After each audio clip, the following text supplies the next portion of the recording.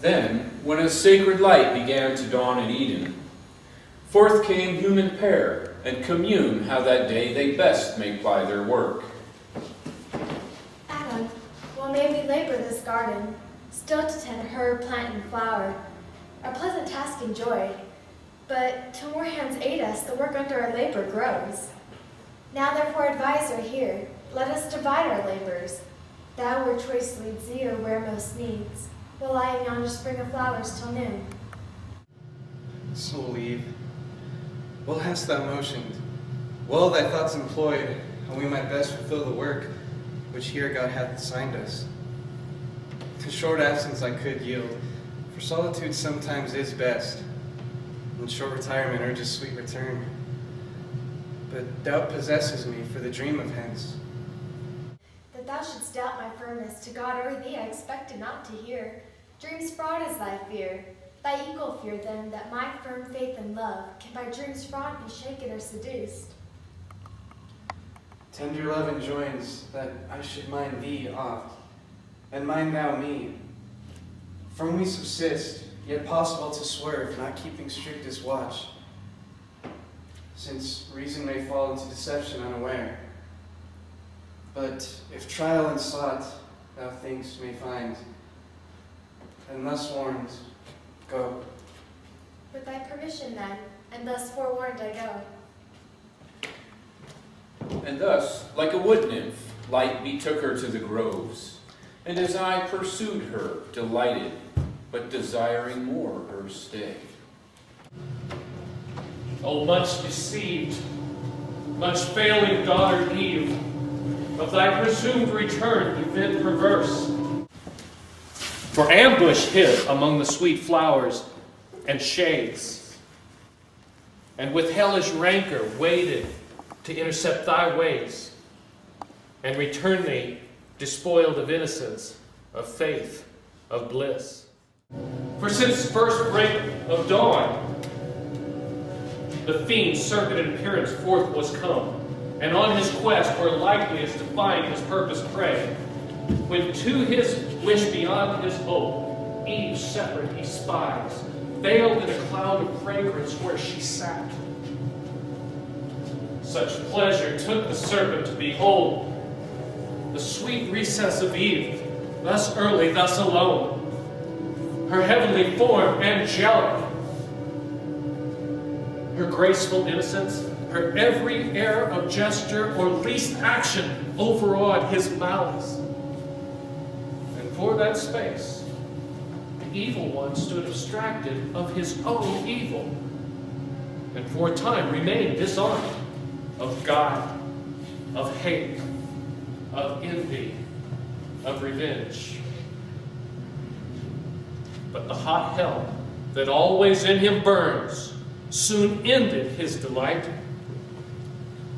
and tortures him now more the more he sees of pleasure not for him ordained. Then soon fierce hate he recollects, and all his thoughts of mischief return. Thoughts? Whither have you led me with what? Sweet compulsion thus transported to forget what hither hath brought us. Hate, not love, nor hope for paradise for hell, nor hope to taste of pleasure. All pleasure to destroy. Not let pass occasion.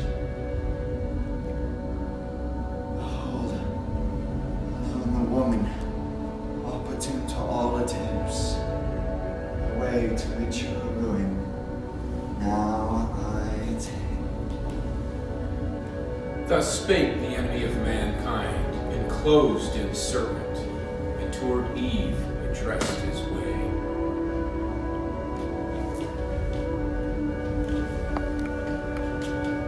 Wonder not, sovereign mistress, who art so wonder why I do approach thee thus.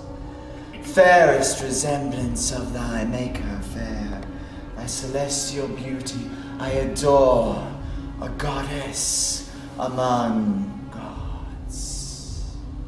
What may this mean? language of man pronounced by tongue of brute? I thought this denied to these. These serpent I knew, but not with human voice endued. Say, how camest thou speakable? Easy it is for me to tell thee all that thou commandest. I was as other beasts that graze of abject thoughts and low, till on a day roving the field I chanced a goodly tree, loaden with fruits of fairest colour. I near drew to gaze, when from the boughs a savoury odour blown, a smell the sweetest to satisfy the sharp desire I had. I resolved not to defer. About the mossy trunk I wound me to pluck and eat my fill.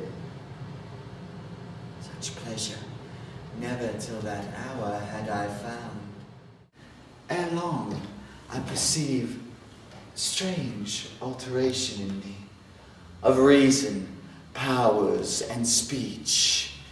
Thenceforth to speculation high or deep I turned my thoughts, and considered all things in heaven and earth, all things fair and good, and all that fair and good in thy divine semblance, and in thy beauty, no fairer to thine equivalent. So come I to gaze and to worship thee, sovereign mistress, universal dame. Serpent, thy overpraising leaves in doubt the virtue of that fruit in thee first proved.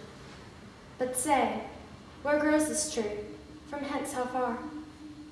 Mistress, the way is ready and not long. If thou desirest, I can bring thee thither soon. Lead then. He, leading swiftly, made straight to mischief swift, to the tree of prohibition, root of all woe. Serpent, we may have spared our coming here. This tree we may not eat nor touch. God so commanded. Indeed. And hath God then said that of all these garden fruits ye shall not eat, and yet declare ye, Lord of all in earth and air? Of each tree amidst the garden we may eat of. But of this fair tree God hath said, ye shall not eat thereof, lest ye die. Queen of this universe, ye shall not surely die. How should you?